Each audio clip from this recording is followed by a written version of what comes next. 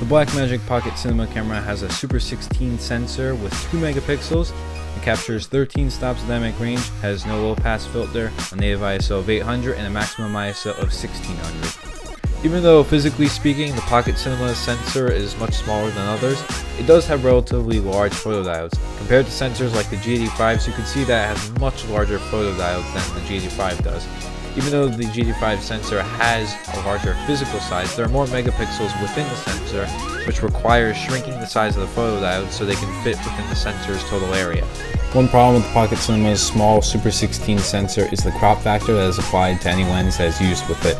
The crop factor is 2.88 times the focal length of the lens that is used with the sensor. A 50mm prime would actually be a 144mm full frame equivalent once used with this camera. So wide lenses won't really be wide anymore, so you have to get ultra wide or even fisheyes to mimic a wide effect with this crop factor. The camera's log protects highlights and shadows well, and because of the raw codec, you're given a lot more flexibility in post when trying to recover any of these shots.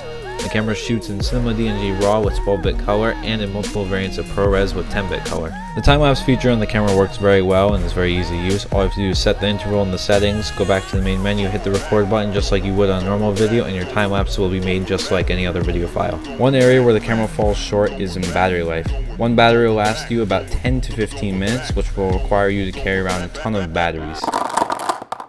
Although one alternative to this is using the 12-volt port on the side of the camera. This can further be connected to AC wall adapters and P-tap cables, which can be used on DJI Ronins. Even though this kind of goes against the whole concept of the Pocket Cinema's small and lightweight design, you can use these things called juice boxes, which provide about 7 hours of battery life to the camera, opposed to the 10 to 15 minutes the internal batteries would provide. Now moving on to low light performance. Surprisingly, the camera produces a really clean image in low light conditions, even at high ISOs. The grain that is produced by the camera is kind of like a film grain rather than the blotchy digital grain that's commonly seen on other cameras. This has a lot to do with the high quality codecs the camera shoots in that preserves the noise in the image from being turned into digital blotchy squares. By preserving these details, it makes the shot a lot easier to work with in post for grading and other forms of correction.